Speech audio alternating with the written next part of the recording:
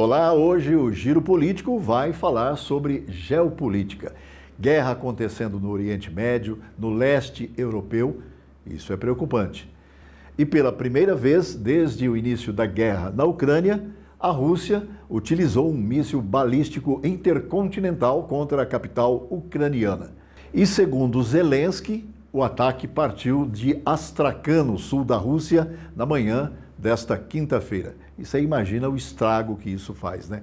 Kiev não revelou o modelo do míssil usado, nem se a ogiva era nuclear ou convencional. Como se isso fosse tão importante assim, né? O estrago já foi feito. E o Kremlin, por sua vez, não comentou o episódio, enquanto forças ucranianas indicaram que o alvo seria a infraestrutura da cidade de Dnipro, sem confirmar os danos. E o ataque, vale lembrar, ocorre após Estados Unidos e Reino Unido autorizarem a Ucrânia a usar seus mísseis em ações ofensivas contra o território russo. Um movimento que Vladimir Putin classificou como uma escalada militar. Poxa vida, né, Vladimir? E a gente não tinha percebido que era uma escalada militar, sinceramente. E só um dia após as permissões ocidentais, o Kremlin ajustou suas regras para o uso de armas nucleares, reduzindo os critérios necessários para sua aplicação e aumentando tensões globais. Na verdade, o mundo todo está muito preocupado com essas guerras que vêm acontecendo localmente, mas que pode se transformar numa terceira guerra mundial. Moscou alegou ter abatido 2 mísseis de cruzeiro britânicos durante o mesmo período. E isso é um passo para que os britânicos entrem de uma vez na guerra, mas não forneceu mais detalhes sobre a operação em Kiev. E voltando agora para o solo brasileiro, o presidente Luiz Inácio Lula da Silva retomou hoje discussões com ministros sobre o pacote de corte de gastos para equilibrar o orçamento. O governo está fazendo de tudo, está espremendo para que sobre dinheiro, né? E nós comentamos aqui em programas anteriores sobre a renúncia fiscal que é concedida a grandes empresas, o que a gente percebe e vê que é uma medida que acaba favorecendo a classe mais abastada. A medida inclui mudanças em áreas sensíveis e ajustes na carreira militar. Segundo Rui Costa, ministro da Casa Civil, o governo planeja um bloqueio de cerca de 5 bilhões no orçamento do próximo ano. A decisão será oficializada após reunião da Junta de Execução Orçamentária.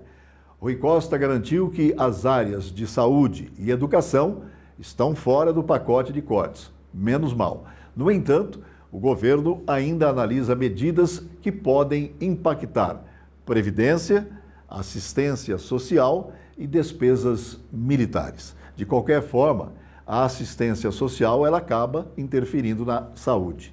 A expectativa é que o texto com as medidas fique pronto até esta sexta-feira, conhecido também como amanhã. O anúncio oficial, porém, ainda não tem data, atrasado por compromissos internacionais de Lula, como a cúpula do G20 e a visita do presidente chinês Xi Jinping.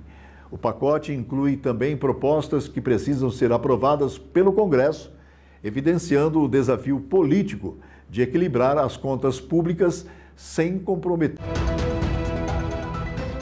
E diante de toda essa barbárie que a gente vê, dessa matança, né, que a gente vê no Oriente Médio, no leste europeu, o Tribunal Penal Internacional emitiu mandados de prisão para o primeiro-ministro israelense Benjamin Netanyahu, o ex-ministro da Defesa Yoav Gallant e Mohamed Deif do Hamas. Todos eles por supostos crimes de guerra relacionados ao conflito que eclodiu após os ataques de 7 de outubro em Israel. E daí para cá, daí para frente, nada melhorou, só piorou. O tribunal alega que Netanyahu e Gallant têm possibilidade, aliás, responsabilidade criminal por crimes de guerra, incluindo o uso de fome como método de guerra, assassinatos e outros atos desumanos, classificados como crimes contra a humanidade. Sofrem crianças, jovens, adultos e idosos. E a gente assiste penalizado e fica aqui torcendo para que essas guerras tenham um fim. Inclusive, há uma expectativa bastante grande, aliás, uma torcida muito grande, para que na posse do Donald Trump, todos sentem à mesa para uma negociação da paz, o que seria uma tranquilidade mundial. E aí estariam envolvidos o governo chinês, o governo ucraniano, o governo russo e o governo Donald Trump, governo americano. E voltando a falar de Israel, Mohammed Deif, considerado um dos mentores do ataque de outubro, também é alvo do tribunal. Israel afirma que ele foi morto em setembro durante um ataque aéreo, mas o Hamas não confirmou a sua morte.